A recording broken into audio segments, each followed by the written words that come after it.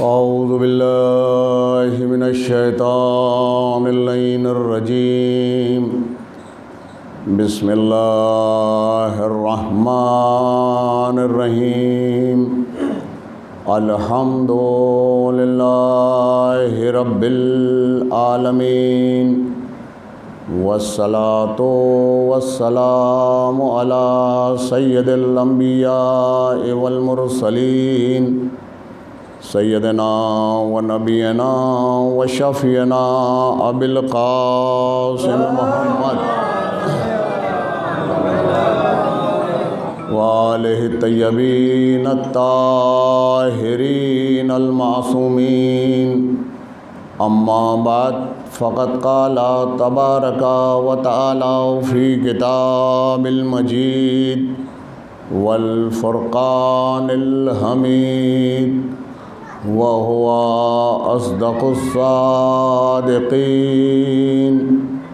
بسم الله الرحمن الرحيم خلق الإنسان من نطفة فإذا هو خصيم مبين صلوات پر محمد.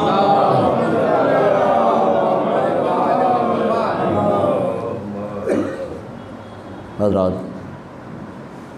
ابھی آپ نے ہندوستان کے مشہور مداح اہل بیت جناب سہیل بستوی صاحب کا بہترین نذرانِ عقیدت سنا. سلسلہ نظم کے بعد سلسلہ نثر جو ہے وہ سماعت پر بار ہوتا ہے، کیونکہ نظم کے لغوی معنی ہیں کسی چیز کو سلیقے سے پرو دینا، مثلا موتیوں کو پرو دینا، ہار کو بنا دینا، پھولوں کو پرو کر ہار بنا دینا. اور نثر کے لغوی معنی ہوتے ہیں بکھیر دینا. پروفیسر صاحب بیٹھے ہوئے ہیں اور اردو ادب میں ظاہر ہے کہ یہی لغوی معنی ہیں. نظم کے معنی سلیقے سے پرونا اور نثر کے معنی بکھیر دینا. تو فطری طور پر نظم کے بعد نثر جو ہے وہ سماعت پر بار ہوتی ہے، لیکن ہمیشہ نظم کے بعد نثر کا سلسلہ اس لیے رکھا گیا ہے کیونکہ جن کی مدحت کے لیے یہ مجالس اور محافل منعقد کی جاتی ہیں ان کا حق نہ کبھی نظم ادا کر پاتی ہے نہ نثر ادا کر پاتی ہے. میں نے اس وقت کی مختصر گفتگو کے لیے اور اس ایصال ثواب کی گفتگو کے لیے قرآن کریم کی سورہ نحل کی 4 نمبر کی آیہ کریمہ کی تلاوت کا شرف حاصل کیا. ارشاد رب العزت ہوتا ہے کہ ہم نے انسان کو نطفے سے پیدا کیا، لیکن وہ تو ہم ہی سے کھلم کھلا جھگڑنے والا ہو گیا. یہ قرآن کریم ہے اور آواز دے رہا ہے کہ ہم نے انسان کو نطفے سے پیدا کیا. دیکھیے قرآن کریم میں جہاں جہاں انسان کی خلقت کا ذکر ہے تقریباً ہر جگہ پر مادہ خلقت کا بھی ذکر کیا گیا ہے. خلق الانسان من نطفۃ خلق الانسان من علق. ہم نے انسان کو نطفے سے پیدا کیا، ہم نے انسان کو تھلتھلاتے ہوئے خون سے پیدا کیا، ہم نے انسان کو نجس شے سے پیدا کیا، ہم نے انسان کو غلیظ مادے سے پیدا کیا. جہاں جہاں اللہ نے انسانی خلقت کا تذکرہ کیا ہے تقریباً ہر جگہ پر مادہ خلقت بھی بتایا. اور اب اس کے بعد آپ پورا قرآن کریم پڑھ جائیے، آپ کو کسی اور کا مادہ خلقت قرآن میں نظر نہیں آئے گا. بس کہیں اگر ضمناً تذکرہ آ گیا تو ہمیں پتہ چل گیا کہ جنات کا مادہ خلقت آگ ہے، کہیں ضمناً تذکرہ آ گیا تو ہمیں پتہ چل گیا کہ بادروں کا مادہ خلقت جو ہے وہ بھاپ ہے. لیکن کہیں آگاہ نہیں کیا گیا کہ ہم نے تمہیں اس مادے سے پیدا کیا. مگر جہاں جہاں انسانی خلقت کا تذکرہ ہے ہر جگہ پر ٹوکا گیا کہ ہم نے تجھے گندے پانی سے پیدا کیا، ہم نے تجھے نطفے سے پیدا کیا، ہم نے تجھے نجس شے سے پیدا کیا. پروردگار عالم نے اتنی بڑی کائنات بنائی ہے کہ اگر آپ صرف مخلوقات کا شمار کرنے بیٹھ جائیں تو ساری زندگی گزر جائے گی اور مخلوقات کا آپ فہرست تیار نہیں کر سکیں گے۔ پروردگار عالم نے آفتاب بنایا، پروردگار عالم نے مہتاب بنایا، آسمان اس نے بنائے، آسمانوں کی خلقت اس نے بنائی۔ اس کی اتنی بڑی گیلیکسیز ہیں کہ سائنس کا کہنا یہ ہے کہ ایک کنارے سے دوسرے کنارے تک، یہ جو ہماری گیلیکسی ہے جس کا ہم حصہ ہیں، تو سائنس کا کہنا یہ ہے کہ ایک کنارے سے دوسرے کنارے تک جانے کے لیے 1,00,000 نوری سال چاہیے، لائٹ ایئرس۔ اور وہ لائٹ ایئرس کیا ہوتے ہیں، سارے کمپیوٹر فیل ہو جائیں۔ اتنی بڑی کائنات وہ صرف ایک ہے، اور اتنی کروڑوں گیلیکسیز ہیں، ان میں کتنی مخلوقات ہیں۔ آفتاب اس نے بنایا، مہتاب اس نے بنایا، زمین اس نے بنائی، آسمان اس نے بنایا، زمین کے چوپائے اس نے بنائے، تیرنے والے جانور اس نے بنائے، سمندر اس نے بنائے، اشجار اس نے بنائے، مگر کسی کے مادہ خلقت کا تذکرہ قرآن میں نہیں ہے سوائے انسان کے مادہ خلقت کے، کہ ہم نے اسے نجس شے سے پیدا کیا۔ اے میرے پروردگار، تو نے تو ہمارے سر پہ اشرف المخلوقات ہونے کا تاج رکھا تھا، تو نے تو ہمارے سر پہ اشرف ہونے کا تاج رکھ کر ہماری عزت بڑھائی تھی۔ یہ مخلوقات عالم کے چوراہے پر لا کر ہمارے کپڑے کیوں اتار دیے؟ یہ ہمیں برہنہ کیوں کر دیا؟ ہم نے اسے گندی شے سے پیدا کیا، ہم نے اسے نطفے سے پیدا کیا۔ ہم سردار ہیں تمام مخلوقات کے۔ اگر تو نے ہمیں ہیروں سے پیدا کیا ہوتا، ہمارا مادہ خلقت ہیرے ہوتے، تو ہیرے ہمارے معاشرے میں بڑی قیمتی شے سمجھے جاتے ہیں۔ اگر ہمارا مادہ خلقت ہیرے ہوتے اور تو تذکرہ کرتا تو ہمارا سر فخر سے اٹھتا۔ مشک و عنبر ہمارے یہاں احترام سے دیکھے جاتے ہیں۔ ہمارا مادہ خلقت اگر مشک و عنبر ہوتا، پھر اگر تو نے قرآن میں تذکرہ کیا ہوتا تو وہ ہمارے لیے عزت کی بات ہوتی۔ اشرف المخلوقات بنایا اور تمام مخلوقات کے سامنے ہمیں بے عزت کر دیا۔ یہ تو نطفے سے پیدا ہوا ہے، یہ تو گندی شے سے پیدا ہوا ہے، یہ تو نجس مادے سے پیدا ہوا ہے۔ اے میرے پالنے والے، معاملہ کیا ہے؟ آفتاب کو تو نے پیدا کیا، مادہ خلقت نہیں بنایا۔ تو نے شام کو پیدا کیا، مادہ خلقت نہیں بتایا۔ آسمانوں کو پیدا کیا، مادہ خلقت نہیں بنایا۔ زمین کو پیدا کیا، مادہ خلقت نہیں بتایا۔ شیر کو پیدا کیا، مادہ خلقت نہیں بتایا۔ بکری کو پیدا کیا، مادہ خلقت نہیں بتایا۔ اے میرے مالک، فقط ہمیں کیوں تو نے منتخب کیا مادہ خلقت بتانے کے لیے؟ آواز آئی، میں نے کسی کا مادہ خلقت نہیں بتایا، مگر تیرا مادہ خلقت میں نے قرآن میں بتا کر صبح قیامت تک کے لیے محفوظ کر دیا۔ اے میرے پروردگار، کیوں؟ کہا اس لیے کہ ہم نے چاند کو جو گردش دے دی ہے، کروڑوں سال سے اسی راستے پر چل رہا ہے، ایک لمحے کا اس نے فرق نہیں کیا۔ ہم نے چاند کو جو راستہ بتا دیا، کروڑوں سال سے اسی راستے کے اوپر چل رہا ہے، ایک لمحے کا اس میں فرق نہیں ہے۔ ہم نے سمندروں کو جو بہاؤ دے دیا، کروڑوں سال ہو گئے اسی بہاؤ کے اوپر چل رہے ہیں۔ ہم نے ستاروں کو جو گردش بتا دی، کیا مجال ہے کہ جو ایک لمحے کے لیے اپنے راستے سے ہٹ جائیں۔ ہم نے بکری کو جو فطرت دے دی، تو اب وہ سبزی کھائے گی۔ اگر بھائی کا گوشت اس کے سامنے رکھ دو تو بھوکی مر جائے گی، مگر بھائی کا گوشت نہیں کھائے گی۔ اگر شیر کے سامنے تم نے سبزی رکھ دی تو بھوکا مر جائے گا، مگر سبزی نہیں کھائے گی۔ کسی نے اپنے فطرت سے بغاوت نہیں کی، مگر اے انسان، ہم جانتے ہیں تو نمرود بنے گا، تو فرعون بنے گا، تو شداد بنے گا، تو یزید بنے گا۔ تو مادہ خلقت کو قرآن میں ہم نے بیان کر دیا کہ جب تیرے اندر فرعونیت سر اٹھانے لگے تو اپنے حقیقت پہ غور کرنا، تیرے اندر نمرودیت جب جذبہ لینے لگے تو ہمارے مادہ خلقت پہ غور کر لینا کہ تیری حقیقت کیا ہے۔ صلوات پڑھیں محمد و آل محمد۔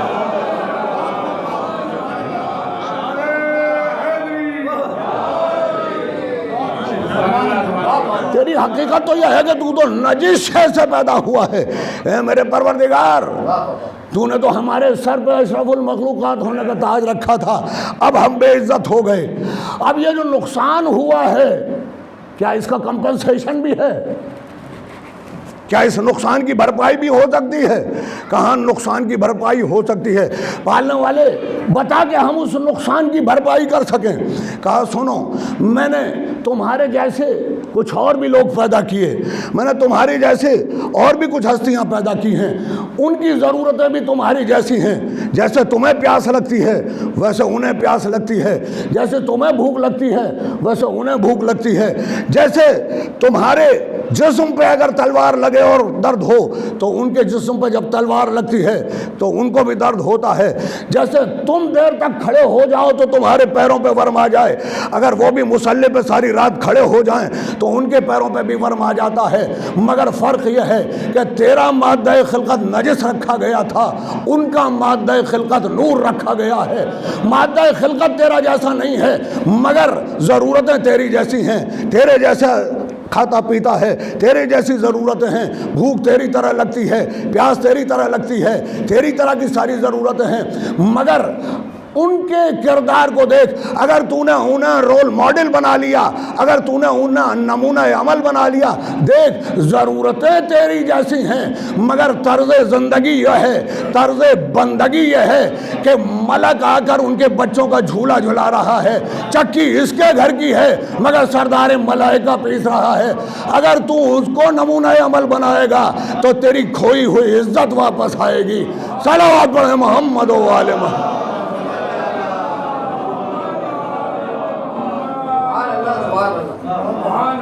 تو عزیزان گرامی، پروردگار عالم نے 1,24,000 انبیاء بھیجے، مقصد اس قانون کو بھیجنا تھا کہ جس کا نفاذ دنیا میں کرانا تھا۔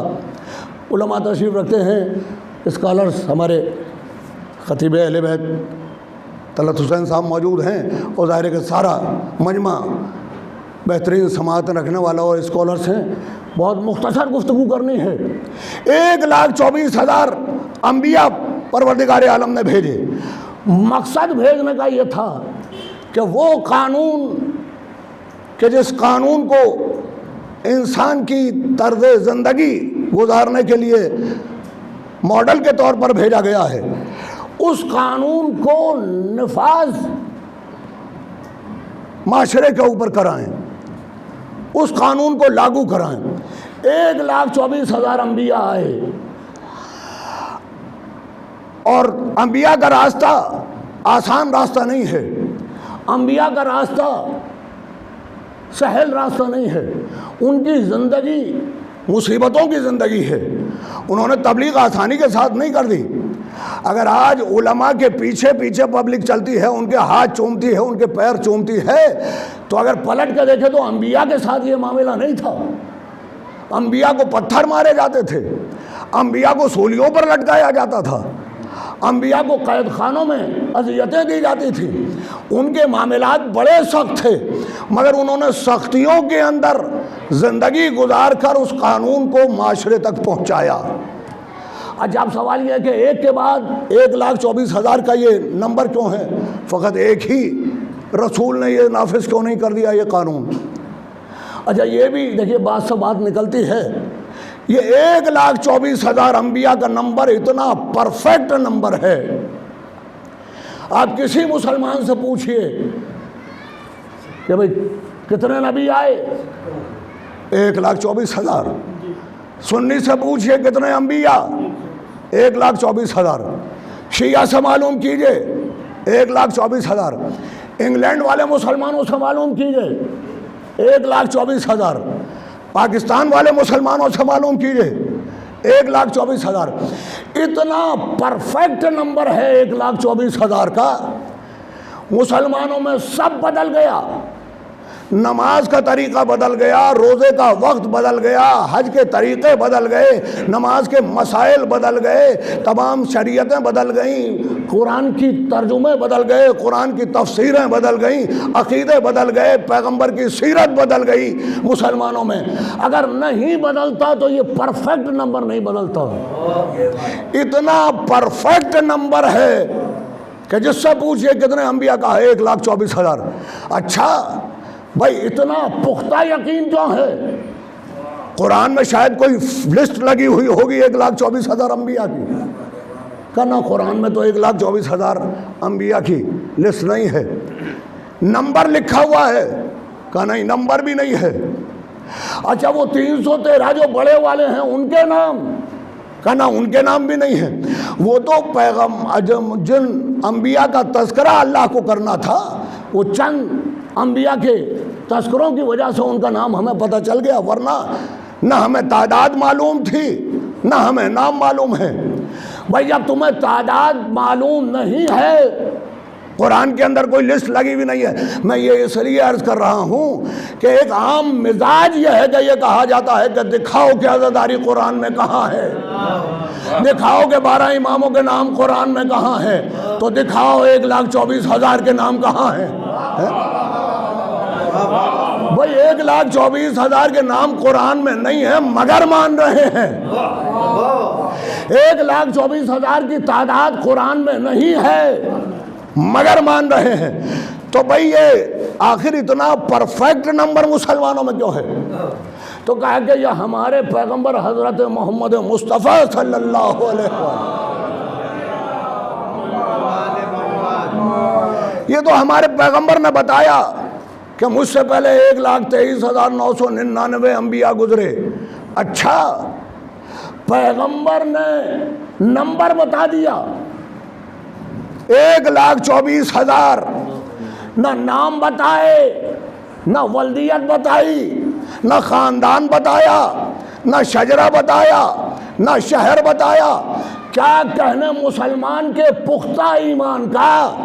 نام پتہ نہیں ہے، ولدیت پتہ نہیں ہے، شجرہ پتہ نہیں ہے، حسب نسب پتہ نہیں ہے، مگر پیغمبر نے کہا ہے تو مانیں گے. 1,24,000 مانے، نہ نام پتہ تھا، نہ ولدیت پتہ تھی، نہ حسب نسب پتہ تھا، نہ شجرہ پتہ تھا. 12 اور بھی بتائے، نام بھی بتائے، ولدیت بھی بتائی، حسب نسب بھی بتایا، شجرہ بھی بتایا. 1,24,000 کو مان لیا مگر 12 نہیں مانے جاتے. صلوات پڑھے محمد و آل محمد.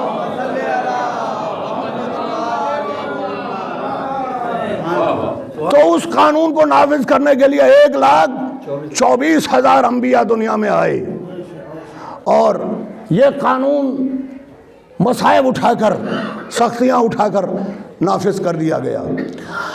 اور ظاہر ہے کہ جب یہ قانون نافذ ہو گیا، اب یہ قانون وہ ہے کہ ہر اس پر جس نے لا الہ الا اللہ کہا اس کا نفاذ ہوگا، اس معاشرے میں اس کا نفاذ ہوگا. عورتوں کے لیے بھی وہی شریعت ہے، مردوں کے لیے بھی وہی شریعت ہے.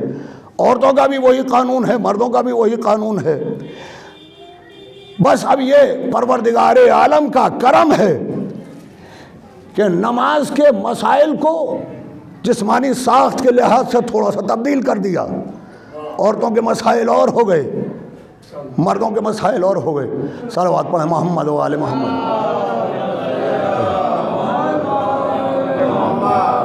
باواز بلند ایک اور صلوات میں.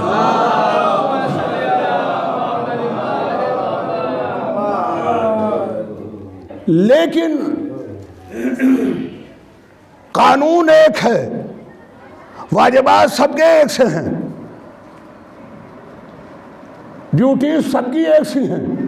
مردوں پر بھی وہ قانون لاگو ہوگا، عورتوں پر بھی وہ قانون لاگو ہوگا. اس لیے کہ اسلام نے مردوں اور عورتوں کے معاملے میں تخصیص نہیں کی ہے. اسلام نے عورتوں اور مردوں کے معاملے کے اندر کوئی فرق نہیں رکھا ہے. اسلام کی تاریخ سے پہلے اگر آپ دیکھیں تو جتنی فضیلتیں تھیں وہ سب مردوں کے حصے میں تھیں، جتنی ذلتیں تھیں وہ سب عورتوں کے حصے میں تھیں. سرداری مردوں کا حق تھا، ذلت عورتوں کا حق تھا. یہ صرف عرب کے معاشرے کی بات نہیں کر رہا ہوں، پورا معاشرہ جہاں جہاں پر انسانی آبادی پائی جاتی تھی، اسلام سے پہلے تفریق کا معاشرہ تھا. اسلام سے پہلے عورت کو کسی معاشرے نے وہ عزت اور احترام نہیں دیا جو اسلام نے آ کر دیا. اسلام نے عورت اور مرد کو برابر کر دیا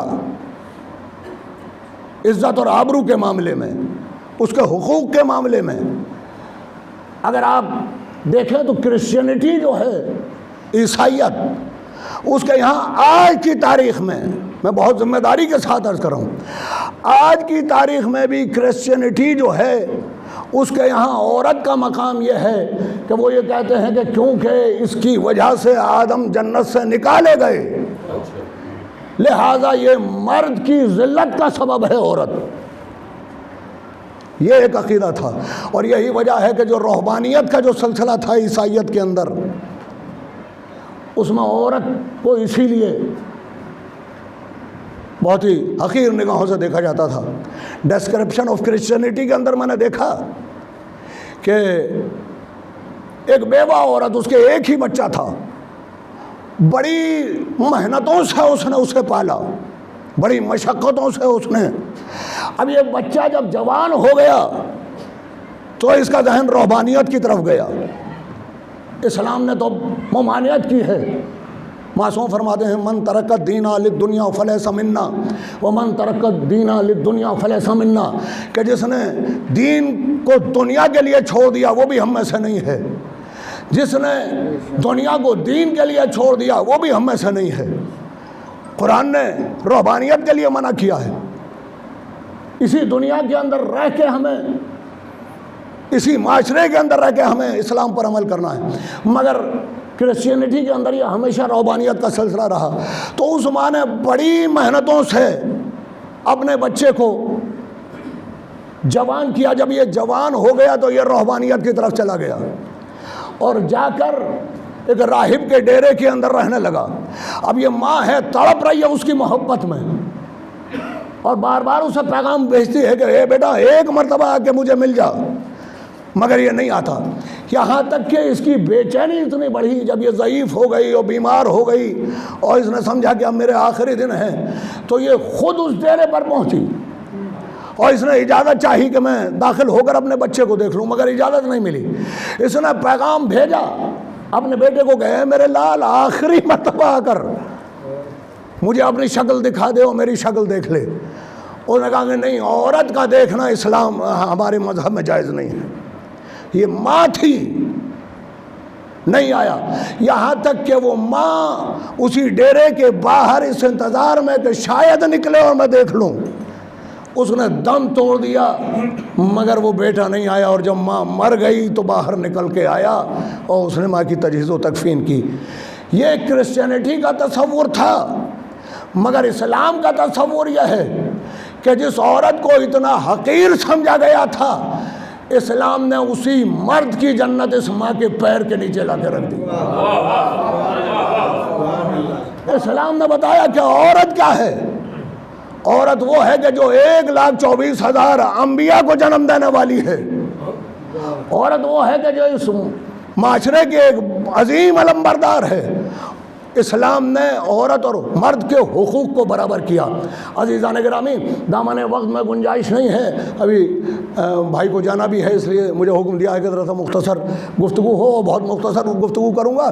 دامن وقت میں گنجائش نہیں ہے۔ آج اسلام پر الزام یہ دیا جاتا ہے کہ بھائی اسلام نے عورت کے ساتھ انصاف نہیں کیا۔ کیوں انصاف نہیں کیا؟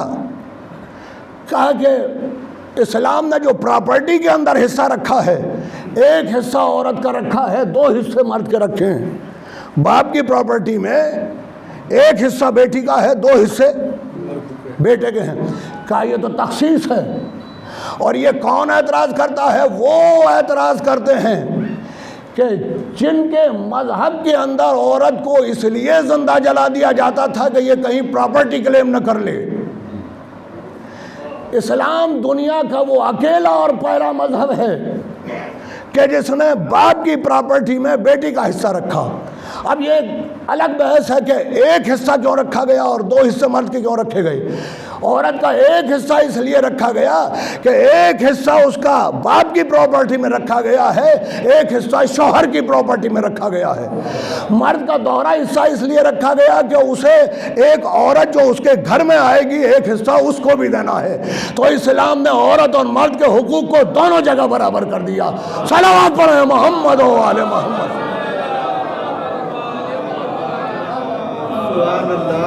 اسلام دنیا کا اکیلا اور پہلا مذہب ہے کہ جس نے باپ کی پراپرٹی میں بیٹی کا حصہ رکھا تھا عورت کو مقام دینے کے لیے. یہ اسلام ہے کہ جس نے حکم دیا ہے کہ جب گھر میں کوئی چیز لے کے آؤ تو بیٹے کے ہاتھ میں نہیں، پہلے بیٹی کے ہاتھ میں دو. یہ اسلام ہے کہ جو بیٹی اور عورت کے ساتھ میں محبت کا حکم دیتا ہے. یہ اسلام ہے کہ جو بتاتا ہے کہ اگر تمہارے معاملات اپنے گھر والوں کے ساتھ درست نہیں، اپنی بیوی کے ساتھ درست نہیں ہیں، تو ایسے واقعات موجود ہیں کہ جہاں یہ بتایا گیا کہ اس کی بخشش نہیں ہے، عذاب میں ہے. ایسے بہت سارے واقعات موجود ہیں. تو اسلام نے مرد اور عورت کے حقوق کو برابر کیا، اور پہلا مذہب تھا وہ کہ جس نے باپ کی پراپرٹی میں بیٹی کا حصہ رکھا. اور آج اس قانون کو دنیا تسلیم کر رہی ہے. ہمارے ہندوستان کی حکومت نے باپ کی پراپرٹی میں بیٹی کا حصہ قانونی طور پر رکھا. تو اس کے معنی یہ ہے کہ 1400 سال بعد جو دنیا کو حقوق نظر آ رہے ہیں، اسلام نے 1400 سال پہلے وہ حقوق دے دیے ہیں. صلوات پڑھیں محمد و آل محمد. بس اب میں براہ راست، اس لیے کتابوں نے وقت میں بہت گنجائش نہیں ہے، براہ راست میں گفتگو پر آتا ہوں کہ کیونکہ اسلام نے باپ کی پراپرٹی میں بیٹی کا حصہ پہلی مرتبہ رکھا تھا. اس سے پہلے تصور ہی نہیں تھا، اس سے پہلے عورت اس قابل ہی نہیں تھی. اور کیونکہ اسلام نے پہلی مرتبہ رکھا، اب عالم اسلام میں ایک واقعہ گزرا. اس واقعے کے سلسلے میں علماء یہ کہتے ہیں کہ بھائی پیغمبر کی اتنی عظیم المرتبت بیٹی کو، ایسی بیٹی کو کہ جس کے لیے پیغمبر خود تعظیم کے لیے کھڑے ہو جائیں، ایک چھوٹی سی پراپرٹی کے لیے انہیں دربار میں آنا نہیں چاہیے تھا. ایک چھوٹی سی ملکیت کے لیے انہیں دربار میں آنا نہیں چاہیے تھا. میں کہتا ہوں پہلی بات تو یہ ہے کہ جو لوگ یہ کہتے ہیں کہ فاطمہ ملکیت کے لیے آئیں، فاطمہ پراپرٹی کے لیے آئیں، وہ یہ بھول جاتے ہیں کہ فاطمہ خدیجہ کی بیٹی ہے. جانے کتنی باغ فدق جیسی ملکیت تھی کہ جسے کھا کر یہ امت غنی بن گئی. وہ تو خدیجہ کی بیٹی ہے. یہ مالیت کا معاملہ نہیں تھا، یہ ملکیت کا معاملہ نہیں تھا. پھر معاملہ کیا تھا؟ اگر اس معاملے کو سمجھنا ہو تو یہ دیکھو کہ فاطمہ کا گھر سے قدم نکلتا کب ہے.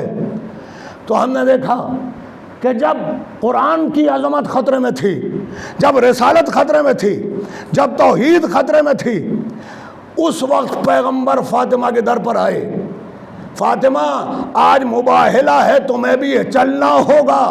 توجہ عزیزان گرامی، تو اس کے معنی یہ ہے کہ فاطمہ کا قدم گھر سے باہر تب نکلتا ہے جب قرآن خطرے میں ہو، جب اسلام خطرے میں ہو. اس سے کم پر فاطمہ گھر سے باہر قدم نہیں نکالتی.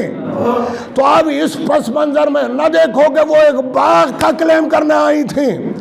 اس پس منظر میں دیکھو کہ اسلام پہلا مذہب ہے، قرآن پہلی وہ کتاب ہے کہ جس نے باپ کی پراپرٹی میں بیٹی کا حق رکھا تھا، اور پہلی منزل پر اس حق کا گلا گھونٹا جا رہا تھا. تو فاطمہ قرآن کی اس آیت کو بچانے کے لیے دربار میں آئی. صلوات پڑھیں محمد و آل محمد.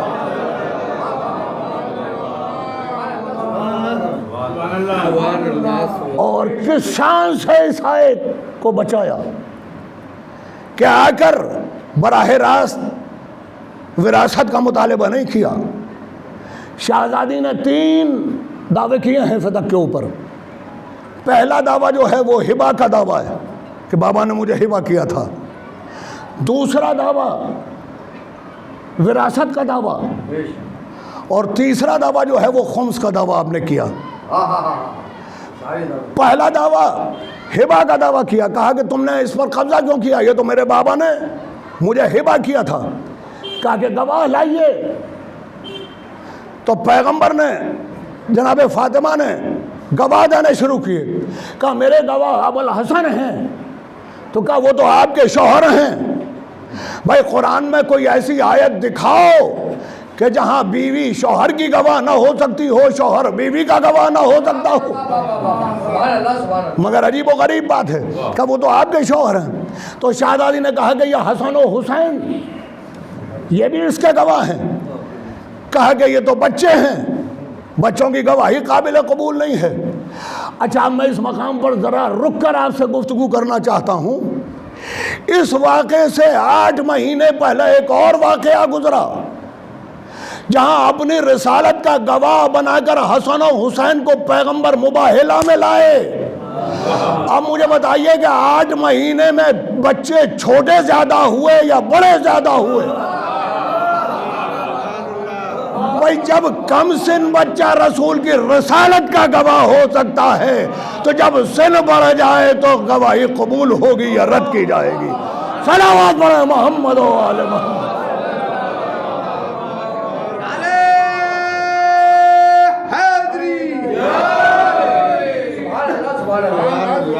تو شہزادی نے ام ایمن کو گواہ بنایا، کہا یہ بھی میری گواہ ہیں۔ حضرت ام ایمن وہ کنیز ہیں پیغمبر کی کہ جو ان کو اپنے باپ سے وراثت میں ملی تھی، یعنی جناب عبداللہ کی کنیز تھیں اور ماں کی طرح عزت کرتے تھے پیغمبر۔ تو کہا کہ یہ تو اکیلی گواہ ہیں، اسلام میں تو 2 عورتوں کی گواہی جب تک نہ ہو گواہی نہیں مانی جاتی۔ اس پر حضرت ام ایمن اس قدر برہم ہوئی، انہوں نے دربار والوں کو مخاطب کر کے کہا کہ کیا تم نے سنا نہیں تھا کہ پیغمبر نے میرے لیے یہ کہا تھا کہ ہر عورت کی گواہی ایک ہے، مگر ام ایمن کی ایک گواہی 2 کے برابر ہے۔ مگر ہبہ کا دعویٰ رد کر دیا گیا۔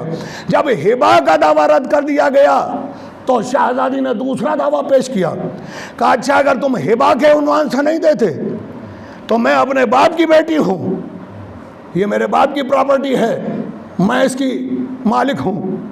تو کہا گیا ہم نے پیغمبر سے حدیث سنی ہے، نحن معاشرۃ الانبیاء لا نورث ولا یورث، نہ ہم گروہ انبیاء نہ وارث بنتے ہیں نہ بناتے ہیں۔ دیکھیے اگر یہ کہا ہوتا کہ پیغمبر نے کہا ہے کہ نہ میں وارث بنوں گا نہ بناؤں گا، اول تو پہلی بات یہ ہے کہ اس حدیث کو جو پیغمبر کی طرف منسوب کی گئی، اس حدیث کو حاکم نے کیوں سنایا؟ پیغمبر کو یہ حدیث حاکم کو کیوں سنانی پڑی؟ پیغمبر کو تو یہ حدیث فاطمہ کو سنانا چاہیے تھی۔ بھائی جو وراثت کا دعویٰ کر سکتا ہے اسے بتانا تھا کہ وراثت کا دعویٰ نہ کرنا۔ شہزادی نے تو یہ حدیث سنی نہیں، کہا تو اگر یہ کہا ہوتا کہ مجھ سے کہا ہے کہ میں گواہ نہیں بنوں گا، مگر حاکم اس جال میں الجھ گیا، اس نے کہا کہ پیغمبر نے کہا نحن معاشرۃ الانبیاء، ہم گروہ انبیاء، یعنی ہم انبیاء کے گروہ جو ہیں، ہم انبیاء جو ہیں وہ نہ وارث بنتے ہیں نہ بناتے ہیں۔ شہزادی نے فوراً قرآن کی آیت پڑھ کے سنائی، وَوَرِثَ سُلَیمَانَ داؤد، سلیمان تو داؤد کے وارث بنائے گئے تھے، بننے والا بھی نبی تھا بنانے والا بھی نبی تھا۔ قرآن اعلان کر رہا ہے۔ بھائی عزیزان گرامی، نہ تو یہ پراپرٹی کا معاملہ تھا، نہ ملکیت کا معاملہ تھا، نہ مالیت کا معاملہ تھا۔ یہی بتانے کے لیے تو شہزادی دربار تک آئی تھی کہ کل میرے بابا قلم و دعوت مانگ رہے تھے کہ لاؤ حدیث لکھ دوں، تو کہہ دیا تھا کہ قرآن کافی ہے۔ آج میں قرآن پڑھ کر سنا رہی ہوں تو حدیث کی طرف جا رہا ہے، نہ انہیں حدیث سے واقعہ ہے نہ انہیں قرآن سے علاقہ ہے۔ صلوات پڑھیں محمد و آل محمد۔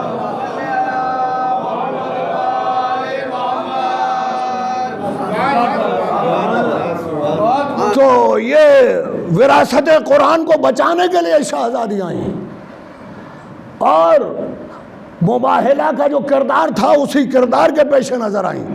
تو بس اب میں گفتگو کو ختم کروں کہ مباہلہ میں ہوا کیا تھا۔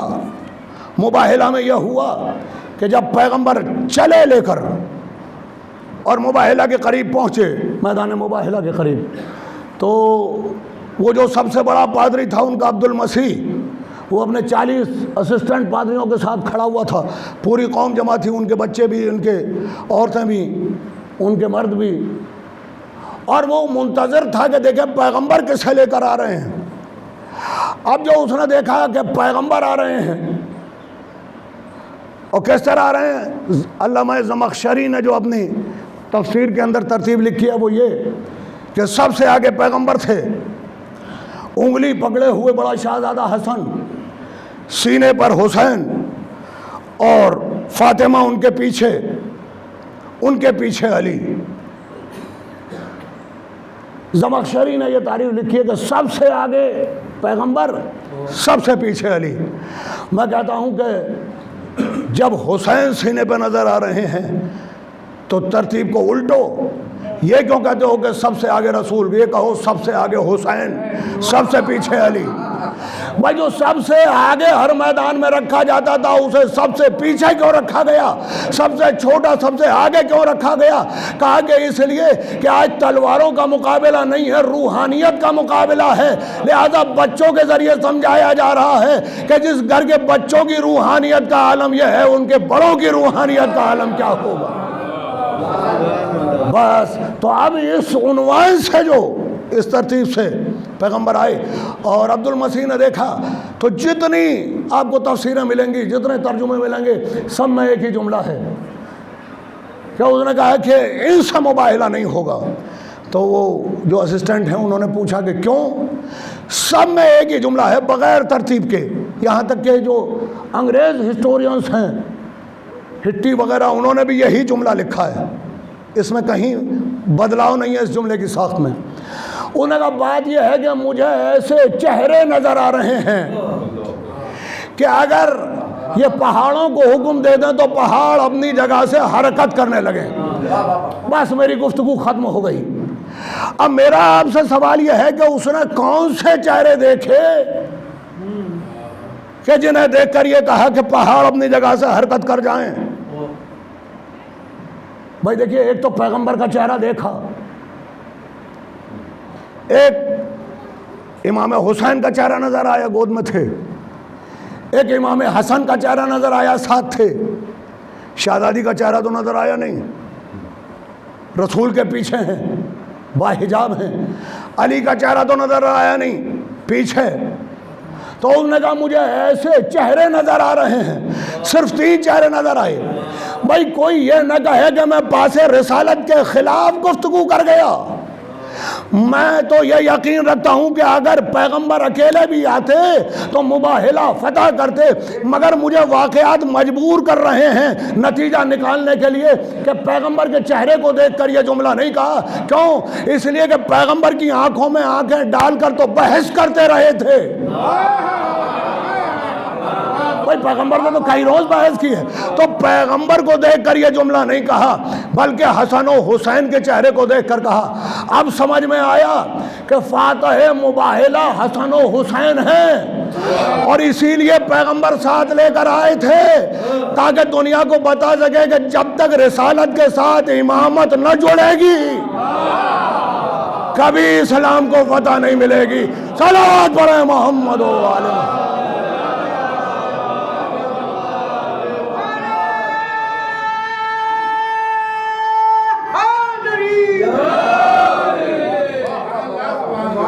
تو اب میرا سوال یہ ہے کہ اے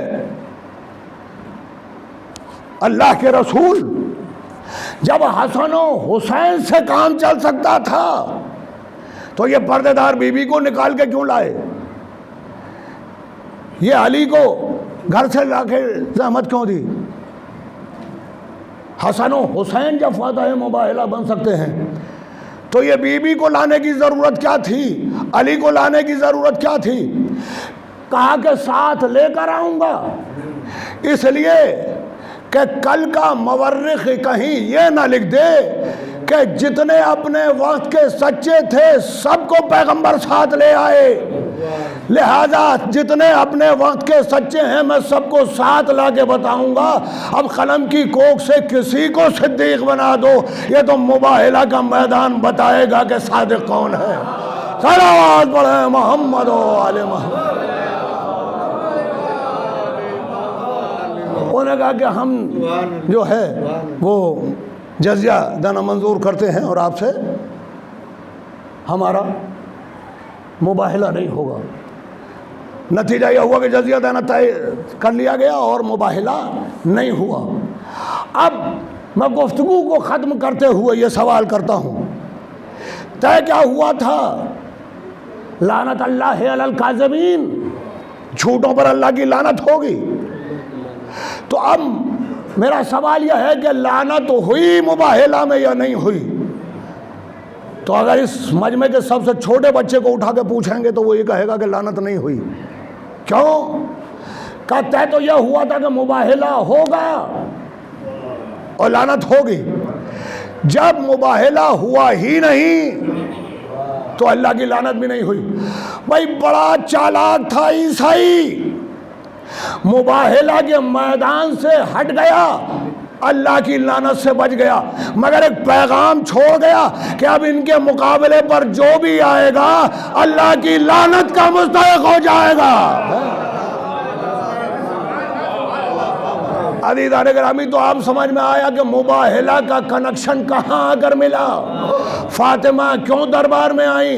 اس لیے کہ مباہلہ کی تاریخ کو دہرا رہی تھی حکومت، تو فاطمہ نے مباہلہ کی تاریخ کو دہرا کر بتایا کہ اگر مٹانے والے موجود ہیں تو بچانے والے بھی موجود رہیں گے۔ صلوات پڑھیں محمد و آل محمد۔ بس شہزادی نے بتایا کہ اگر قانون پہ وقت آ جائے، دین پہ وقت آ جائے، شریعت پہ وقت آ جائے تو گھر سے باہر نکلنا بھی جہاد ہے۔ اور شہزادی فاطمہ سلام اللہ علیہا اس وراثت کو سپرد کر کے گئیں جناب زینب کے۔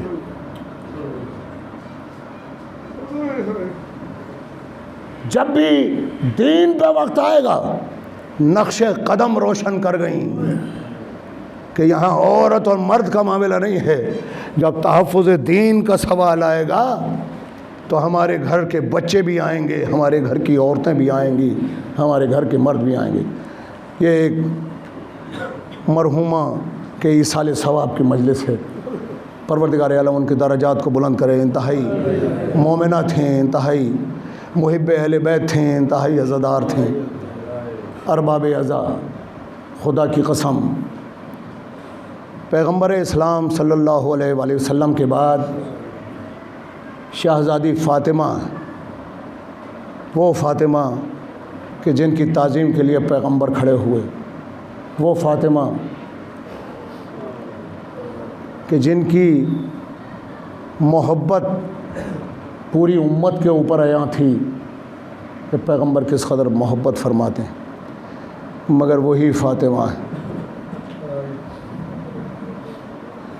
ابھی کفن میلہ نہیں ہوا ہے پیغمبر کا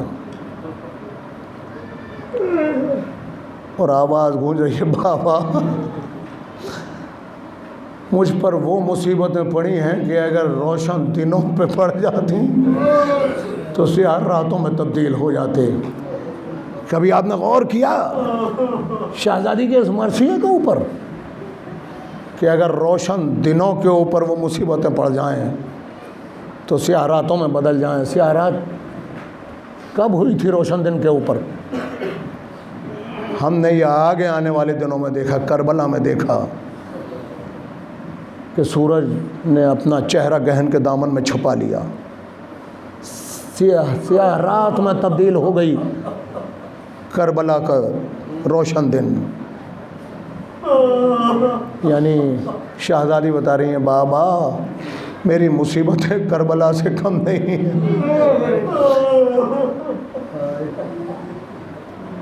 ارباب عزا، خدا کی قسم آج بھی امت کو وہی بغض ہے، امت کو وہی عداوت ہے شہزادی سے۔ اللہ تعالیٰ آپ سب کو لے جانا نصیب کرے زیارت بی بی کی قبر کے لیے۔ جو لوگ گئے ہیں وہ اس بات کے شاہد ہیں، کبھی سڑک کے اوپر کھڑے ہو کر دیکھیے کہ سڑک کے اس طرف اگر نظر دوڑائیں تو چمچماتا ہوا صحن رسول، روشنی سے جگمگاتا ہوا صحن رسول، روضہ رسول پہ زائرین کی بھیڑ لگی ہوئی، اور سڑک کے اس طرف دیکھیے تو پہرے دار کھڑے ہوئے ہیں کہ کہیں نگاہ نہ پڑ جائے۔ ٹوٹی ہوئی قبر، ہاں ارباب ازا، آج بھی امت کو وہی بغض ہے۔ خدا کوئی غم نہ دے آپ کو سوائے غم امام حسین علیہ السلام کی۔ اس مجلس کا ثواب مرحومہ کی روح کو پہنچے اور یہ آپ کے آنسو جگمگاتے ہوئے موتی بن کے ان کی خدمت میں پیش کیے جائیں۔ پروردگار عالم ہر تمام ورثہ کو صبر عطا کرے۔ میں نے سنا ہے کہ ان کے پیر میں فریکچر تھا، اور اس بات کی ورثہ کو بڑی تکلیف ہے کہ آخر وقت تک انہوں نے فریکچر کی تکلیف کو بڑا برداشت کیا۔ لیکن میں عرض کروں، میں الفاظ کا سلیکشن نہیں کر پا رہا ہوں۔ مانچسٹر میں ایک ہڈی کے بہت بڑے ڈاکٹر ہیں، ضمناً جب میں نے شہزادی کے مصائب پڑھے، مصائب پڑھنے کے بعد کھانے پر جب بیٹھے تو کہنے لگے کہ آپ لوگ شہزادی کے مصائب پڑھ نہیں پاتے۔ میں نے کہا کہ بتائیے کیا کمی رہی؟ کہنے کہ دیکھیے، جب پسلیوں میں فریکچر ہوتا ہے تو پسلیاں جو ہیں وہ پھیپھڑوں کا ایک طرح سے حفاظت کے لیے پنجرہ ہیں، کیونکہ پھیپھڑے جب آپ سانس لیتے ہیں اندر کھینچتے ہیں تو پھولتے ہیں، جب آپ نکالتے ہیں تو پچکتے ہیں، یہ عمل مسلسل رہتا ہے۔ تو انہوں نے کہا کہ پھیپھڑے پھولتے اور پچکتے رہتے ہیں، اور یہ پسلیاں جو ہیں اسے سیو کرتی ہیں۔ جب پسلیاں ٹوٹ جاتی ہیں اور بے ترتیب ہو جاتی ہیں تو جس وقت پھیپھڑے پھولتے ہیں تو یہ رگڑ لگتی ہے پھیپھڑے کو، اور انسان کھل کر سانس نہیں لے پاتا۔ ارباب ازا، 6 مہینے کا پورا وقفہ ہے کہ جو شہزادی نے اس کرب کے اندر گزارا کہ میری شہزادی کھل کر سانس نہیں لے پائی۔ ارباب ازا، جب شہزادی کو غسل دے رہے تھے مولا کائنات علی ابن ابی طالب علیہ السلام کہ ایک مرتبہ چیخ کر رونا شروع کیا۔ اب جو چیخنے کی آواز سنی سلمان بے چین ہو گئے۔ اب جو علی باہر آئے، ہاتھوں کو جوڑ کر آگے بڑھے، مولا آپ تو بڑے بہادر ہیں، آپ نے تو کسی بڑے سے بڑے مقام کے اوپر بھی ہم نے آپ کو روتے ہوئے نہیں دیکھا، ہم نے آپ کو گریہ کرتے ہوئے نہیں دیکھا۔ مولا یہ کون سی مصیبت ہے کہ آپ رو رہے؟ وہ ایک مرتبہ سینہ پکڑ لیا، کہا ہے سلمان، ارے میری آنکھوں نے عجیب و غریب منظر دیکھا، رسول کی بیٹی نے مجھ سے ایسی مصیبت کو چھپایا۔ اے سلمان، ارے پسلیاں ٹوٹی ہوئی تھی، زخم پہلو پہ تھا، رسول کی بیٹی یہ زخم لیے ہوئے زندہ رہی، کھل کر کبھی سانس نہ لے پائی۔ ہاں مصیبت، اے رسول کی مظلوم بیٹی، تیری عظمت، تیری مظلومیت پہ سلام، لعنت اللہ علیہ۔